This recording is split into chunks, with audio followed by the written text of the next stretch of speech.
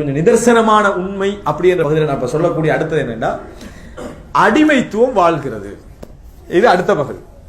இப்ப என்னன்னு சொன்னால், இந்த உலகமே பேசக்கூடிய, நான் சொல்ல நேரத்திலேயே உங்களுக்கு விளங்கும், அடிமைத்துவம் இந்த உலகத்தில் என்ன செய்யுது டோட்டல். அதாவது ஒரு காலகட்டத்தில் இந்த அடிமைத்துவம், அதாவது ஒழிக்கப்படுவதற்கு முன்னால் உள்ள காலகட்டம் இருக்க, சிலேவரி ஒழிக்கப்படுவதற்கு முன்னால் உள்ள காலகட்டம், இந்த காலகட்டத்தில் அடிமைத்துவம் எந்த வடிவில் இருந்ததோ அதை விட மோசமான வடிவில் இன்றைக்கு என்ன செய்யுது வாழுது. வாழுது என்பது ஒரு நிதர்சன உண்மை. நான் இப்ப சொல்ற நேரத்திலும் சொல்ல புரிஞ்சுக்கலாம் உங்களுக்கு. நான் சில உதாரணங்கள் உங்களுக்கு சொல்றேன், சிம்பிளா என்ன செய்யும் புரியும். அடிமைத்துவம் என்பது ஒரு காலகட்டத்தில் எப்படி இருந்தது என்று சொன்னால், வரையறையே இல்லாம என்ன செஞ்சது இருந்தது. வரையறையே இல்லாம என்ன, கடன் தர வேண்டியவன என்ன செஞ்சிருவாங்க, அடிமைப்படுத்திடுவாங்க. ஆளை தூக்கி என்ன செஞ்சிருவாங்க, அடிமைப்படுத்திடுவாங்க. வேறு வேறு வடிவெல்லாம் என்ன செய்வாங்க, அடிமைப்படுத்திடுவாங்க. அதே போல யுத்தத்தில் அடிமைப்படுத்துவாங்க. இப்படி கண்ட கண்ட முறையில என்ன செஞ்சிருந்தாங்க, அடிமைப்படுத்தி இருந்தாங்க. இப்படி கூட்டு கூட்டாக அரசியல் அமைப்புல நடந்துட்டு இருந்துச்சு. அதுக்கு பின்னால அடிமை ஒழிப்பு அப்படி என்பது 1900களுக்கு பின்னால எல்லா இந்த என்னது இந்த உலக யுத்தங்கள் எல்லாம் அந்த முடிகிற கட்டங்கள் எல்லாம் என்ன செஞ்சு, ரைட், அடிமை கிடையாது, அடிமை கிடையாது, உலக நாடுகள் எல்லாம் என்னது கைச்சாத்திட்டு இல்லாமக்கப்பட்டுச்சு. கிங் ஃபைசலுடைய ஆட்சியில் இங்க சவுதியில் என்ன செஞ்சது, இல்லாமலாக்கப்பட்டுச்சு. அப்ப அடிமைத்துவம் இல்லை.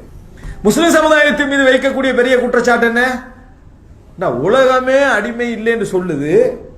ஆனா குர்ஆன்ல என்ன வருது, அடிமை வழக்கரம் சொந்தமாக்கி கொண்டவர்கள் அடிமை. இப்ப இஸ்லாம ஃபிக்ஹ் சட்டம் படிக்கிறோம், படிக்கிற நேரத்தில் எல்லா இடத்துலயும் அவர் என்ன செய்யும், சுதந்திரமானவராக இருந்தால்தான் இந்த பொருளாதார சட்டம் அவருக்கு அப்ளை ஆகும். இல்லை என்று சொன்னால் அவர் ஜகாத் கொடுக்க வேண்டிய அவசியம் இல்லை. இப்படி எல்லாம் என்ன செய்யும் வரும். இதுக்கு எங்களுடைய விளக்கம் என்ன அப்படின்னு சொன்னால், நம்ம எல்லாரும் தெரிஞ்ச சமாளிக்கிற வழக்கம் அல்ல, எல்லாரும் தெரிஞ்ச ஒரு விஷயம். இஸ்லாம் வந்து என்ன செய்த, மன்பா அஹுர்ரன் ஃபஅகல தமனஹு, அதாவது ஃபஹராமுன் அலைஹி ராயிஹத்துல் ஜன்னah அல்லது ஃபஹராமுன் அலைஹில் ஜன்னah, யார் ஒரு சுதந்திரமானவனை பிடிச்சி வித்து அதனுடைய பணத்தை சாப்பிட்டான அவனுக்கு சொர்க்கம் ஹராம் பண்ணாங்க ரசூலுல்லாஹ். அப்ப இஸ்லாமிய அடிப்படையில் சுதந்திரமான ஒரு ஆள் என்ன செய்யலாது, பிடிச்சி விற்கலாம், அவன் கடன் தர வேண்டியிருக்கலாம், என்னது இருக்கலாம், உனக்கு அநியாயம் செஞ்சிருக்கலாம், உன குடும்பத்தை கொலையை செஞ்சிருக்கலாம். இஸ்லாம் என்ன செய்யாத, ஹராம் என்று சொல்லுது. ஹராம் என்று, ஹராம் மட்டுமல்ல, சொர்க்கம் அவனுக்கு ஹராம் அப்படி சொல்லுது. இரண்டாவது என்ன அப்படி என்று சொன்னால், ரசூலுல்லாஹி ஸல்லல்லாஹு அலைஹி வஸல்லம் அத இஸ்லாம் இதில் சுருக்கிக்கிற யுத்தம். ஒரு யுத்தம் நடந்தால் இஸ்லாத்துல யுத்த தர்மம் ஒன்று இருக்கு. இஸ்லாத்துல யுத்த தர்மம் ஒன்று இருக்கு. மரங்கள் வெட்டலாமா இஸ்லாத்துல யுத்தம் நடக்கிற டைம்ல? அவசியம் யுத்தத்துக்கு ஏற்பட்டாலே தவிர சும்மா வெட்டிட்டு போக கூடாது. ஒரு ஊர்ல யுத்தம் நடக்குது, வயல் இருக்குது, நல்லா பெட்ரோல் ஊற்றி எரிச்சு விடணும், என்ன செய்யக்கூடாது, எரிக்க கூடாது. ஆனா எதிரிகள் அதனூடாக பயன்படுத்துறாங்கன்னா என்ன செய்யலாம், அந்த டைம்ல மட்டும் என்ன செய்யலாம், அதை பயன்படுத்தலாம். அதே போல மத குருமார்களை கொள்ளாதே, பெண்களை கொள்ளாதே, சிறுவர்களை கொள்ளாதே, மோத வந்தவர்களை தவிர வேற யாரையும் கொள்ளாத. அந்த டைம்ல எதிரி ஒருத்தம் பாதுகாப்பு கேட்டா பாதுகாப்பு கொடு, இவ்வளவு சொல்லி தான் ரசூலுல்லாஹ் என்ன செய்றாங்க, படைகளை எல்லாம் அனுப்புறாங்க ரசூல் ஸல்லல்லாஹு அலைஹி வஸல்லம். அதே நேரம் நாங்களா போய் வாண்டடா போய் சந்திக்கல, சந்திக்க வாரவங்களை சந்திக்கிறோம். அதே நேரத்தில் அநியாயம் நடக்கிற நாட்டுக்கு நாங்க என்ன செய்யணும், எதிரா போறோம். இதுதான் இஸ்லாம் சொல்லக்கூடிய விஷயம். இப்படி நடக்கிற டைம்ல அங்க யுத்தம் நடந்து முடிவுல யாரெல்லாம் கைது செய்யப்படுகிறார்களோ அவர்கள் அடிமையாக்கப்படுவார்கள். இஸ்லாம் சொல்றது, இஸ்லாம் சொல்றது. இதை சொல்றது எவ்வளவு ஒரு ஜெனியூனான சட்டம் எடுத்து நான் உங்களுக்கு வழங்கப்படுத்துறேன். அவர்கள் அடிமையாக்கப்படுவார்கள். அடிமையாக்கப்படுவார்கள் என்ன தெரியுமா, டோட்டலாக இவர் சொத்து, யார சொத்து, அந்த கவர்மெண்ட் சொத்தா என்ன செய்யுது, அது மாறும். எந்த கவர்மெண்ட் யுத்தம் செய்து பிடிக்குதோ அந்த கவர்மெண்ட் சொத்தாக இந்த கைதிகள் எல்லாம் என்ன செய்வாங்க, மாறுவாங்க. கவர்மெண்ட் நினைச்சா டோட்டலா எல்லாரும் என்ன செய்யலாம், விடுதலை செய்யலாம். நமக்கு என்ன விருப்பம், எல்லாருக்கும் உலகத்தில் என்ன விருப்பம் சொல்லுவோம், விடுதலை செஞ்சிடணும், விடுதலை செஞ்சிடணும். உன்னைய கொண்டிருந்தா அல்ல அவனை கொல்லணும், உன்னோட தந்தையை கொண்டிருந்தா அவனை கொல்லணும், தம்பியை கொண்டிருந்தா அவனை கொல்லணும், மற்றவனை கொண்டிருந்தா விடுதலை செய்யணும். ஏன்னா அவனை கொள்ளலை. இதான் நம்ம எல்லாரும் விருப்பம். சரியா? இஸ்லாமிய அடிப்படையில் அவர்களை எடுத்து அவர்கள் கைதிகள். கைதிகள் என்றா இஸ்லாம் என்ன செய்யும்டா, சிறைச்சாலையில போட்டு வைக்காது, சிறைச்சாலையில போடலாம், போட்டு வைக்காது. சட்ட அடிப்படையில் யார் போர் வீரர்களாக இருக்கிற அவங்களுக்கு கொடுக்கப்பட்டுரும்.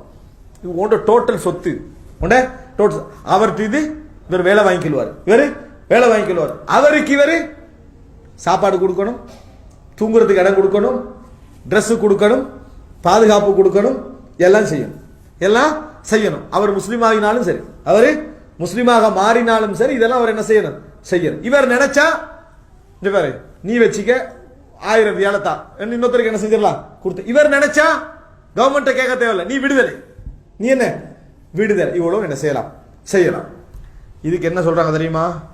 அடுத்தது பெண்களை ஒருத்தர் என்ன செய்யறாரு, இப்படி கைது செய்யப்பட்ட டைம்ல பெண் வந்துட்டான். பெண் ஒரு ஆளுக்கு இந்த மாதிரி அடிமையாக கிடைச்சால் மனைவியோடு எப்படி ஒருத்தர் உறவு வாழ்க்கை குடும்ப வாழ்க்கை வாழ்வாரோ அவ்வளவு என்ன செய்யலாம், அவரோட அவர் நடந்து கொள்ளலாம். ஊரே நடந்து கொள்ளலாம் அல்ல, அவர் மட்டும் என்ன செய்யலாம், நடந்து கொள்ளலாம். அவர் மட்டும் நடந்து கொள்ளலாம்.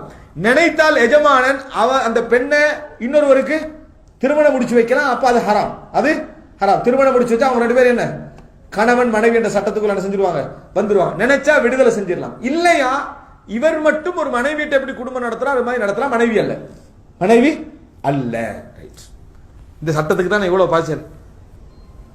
என்ன சொல்லி பாயிறாங்க, அடிமைத்துவத்தை நம்மளாம் ஒழிச்சு வச்சுக்கிறோம். இஸ்லாம் என்னடா எழுதல என்ன சொல்லுது, நீங்க ஒழிச்ச அடிமைத்துவத்தை நான் கொஞ்சம் சொல்றேன் கேளுங்க. நீங்க ஒழிச்ச அடிமைத்துவம் கொஞ்சம் சொல்றேன் கேளு. சிம்பிளா கிட்ட இருந்து வருவோம் நம்ம. இது யுத்த கைதிகள் தானே. யுத்த கைதிகளை அமெரிக்கா அபு கரீப் சிறையில் என்ன நடந்துச்சு, எப்படி நடத்தினான் ஈராக்ல? இஸ்லாம் இப்படி சொன்ன அடிமைத்துவமாய் நடத்தினானா? அதுக்கு இதுக்கு சம்பந்தமே இல்லையா? படு மோசமா நடத்தின போட்டோ வீடியோ வந்துச்சா வரலையா? அபு கரீப் சிறையில ஈராக்ல எப்படி நடத்தினாங்க? 5-6 ஆண்களை ஒன்றோடொன்று மோசமான உறவு கொள்ள வச்சு நாய அதுல விட்டு அநியாயம் நடத்தினானா இல்லையா? பார்க்கல. குவாண்டனாமால என்ன பார்த்தோம்? குவாண்டனாமால என்ன பார்த்தோம்னு கேட்டேன். அது ஒரு பிலிமா, ஒரு டாக்குமெண்ட்ரியா வரலையா? கண்ணால கண்ணீர் மனசு பதைக்கலையா? இப்படியே சொல்லுது இஸ்லாம். ஸ்லேவரி ஒழிச்சிட்டாங்களா? என்ன ஒழிச்சிட்டாங்களா? கைதிகளை நீ எண்டைக்கு இதை விட மோசமா தான் நடத்திக்கிறாய். ஸ்லேவரி ஒழிச்சேன் இவன் சொல்றது எது தெரியுமா? இந்த வீட்டுக்குள்ள வேலை செஞ்சு அடிமையா வச்சிருந்தாங்களே அதை ஒழிச்சேன்னு நினைக்கிறான். அதுதான்டா யுத்த கைதி. நீ சிறையில வச்சு அநியாயம் பண்ணி நினைக்கிறாயே அந்த கைதி தான் இது. இந்த யுத்த கைதி எப்படி இருப்பான் தெரியுமா? இஸ்லாம் வச்சு யுத்த கைதி வெளியே சுத்திக்கிட்டு இருப்பான். அவன் எங்க இருப்பான்? வெளியே சுத்திக்கிட்டு இருப்பான். கடைக்கு சாமான் வாங்கிட்டு வருவான், வீட்டுக்கு நினைச்சத வாங்கி சாப்பிடுவான். இவளும் வெளியே சுத்திக்கிட்டு இருப்பான், நினைச்சத வாங்கி சாப்பிடுவா. அவன் நினைச்ச ட்ரெஸ் என்ன செய்வா, உடுக்கலாம். இவ்வளவோட வாழ்ந்து கண்டிருப்பான். உனக்கு என்ன பிரச்சனை தெரியுமா? உறவு கொள்ளலாம் மாட்டேன். இது ஊரே உறவு கொள்ள வச்சுக்கிறான் நீ இந்த சட்டத்துல. எதுல? சிறைச்சாலையில போட்ட பின்னால் என்ன நடக்குது? என்ன செய்யறாங்க? ஒரு இராணுவ வீரரா 2 இராணுவ வீரரா? இதெல்லாம் வேணா. இலங்கையில விடுதலை, அதாவது தமிழில விடுதலை தீவிரவாதிகள் விளங்கிட்டா அந்த விடுதலை போர் நடந்துச்சு. அந்த நடந்ததுல அநியாயம் அவர்களுக்கு செய்யப்பட்டதா இல்லையா? எப்படி அநியாயம் செய்யப்பட்டுச்சு? அது இஸ்லாம் சொல்ற சட்டம், நீ சொல்ற இந்த சட்டமா மத்த சட்டமா? எப்படி அநியாயம் அது? கூட்டு கற்பழிப்பு. இஸ்லாம் என்ன சொல்லுதுன்னா, கைது செஞ்சிட்டியா சட்டப்படி நீ மட்டும்தான் அவளை தொடலாம், வேற எவனும் தொடக்கூடாது. தொடுவதாக இருந்தால் 1 மாத காலம் இதா இருந்து அவள் விடுதலை செய்யப்பட்டு இன்னொருவருக்கு அவள் கொடுக்கப்பட்டால், விற்கப்பட்டால், அதுக்கு பின்னால முறையாக அவருக்கு சொந்தமாகினா அப்படி போறீங்க தானே. நீ விவாகரத்து பண்ணி அப்படித்தானே போகுது. ஒரு மனைவி விவாகரத்து பண்ண அடுத்த என்ன, அவ இன்னொரு திருமணம் முடிச்சுட்டு போறான். இதே விஷயம் அதே மாதிரி நடக்கும். திருமணம் என்ன செய்யாது?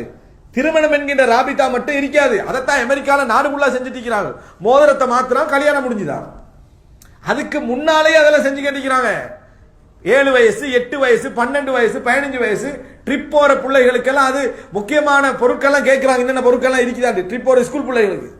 ஸ்கூல் பிள்ளைட லிஸ்ட்ல ட்ரெஸ் இருக்குதா, அது இருக்குதா, இது இருக்குதான்னு கேட்டு இன்னொரு மோசமான விஷயம் அதுவும் இருக்குதான்னு கேட்கிறாங்க. இவ்வளவு அநியாயம் நடக்குது. அன்புள்ள சகோதரர்களை, இயலி இது யுத்த கைதிகள் தானே. யுத்த கைதிகளை நான் சொல்ல, நீங்க பட்டியல் எடுங்க. இந்த உலகத்தில் நடக்கக்கூடிய யுத்த கைதிகள பட்டியலாம் எடுங்க. இஸ்லாம் ஒரு அடிமையை எப்படி அடிமை என்ற வார்த்தையை கூட இஸ்லாம் சொல்ல வேணான்னு சொல்லுது. அல்லாஹ் சொல்லுவான். அல்லாஹ் சொல்லுவான். ரசூலுல்லாஹ் சொன்னாங்க, அப்தி என்று சொல்ல வேண்டாம், எனது அடிமை என்று சொல்ல வேண்டாம். ஃபதாய எனது இளைஞன் என்று சொல்லுங்க.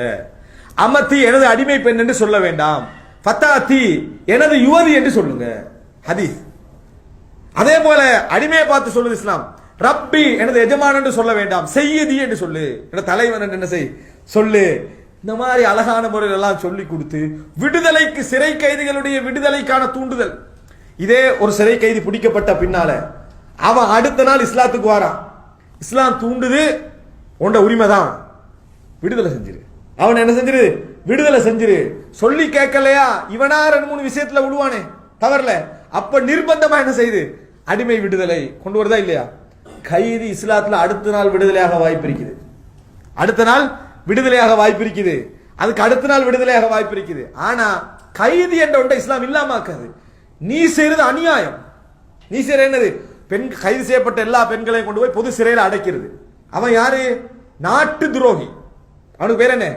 நாட்டு துரோகி, தீவிரவாதி. அதனால மக்களும் வாய் மூடி காதை மூடிட்டு கண்ணை பொத்திட்டிருப்பாங்க. அவன் எல்லாத்தையும் என்ன செஞ்சிருவான்? செஞ்சு முடிச்சிருவான்.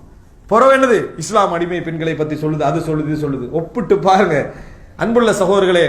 யுத்த கைது என்று எங்கெல்லாம் இதெல்லாம் நடந்ததோ, நீங்க ஒரு நாட்டை விதிவிலக்கு காட்டுங்க இந்த விஷயத்துல, முஸ்லிம் நாடுகள் அல்லாமல் உலகத்துல எங்கேயாவது காட்டுங்க.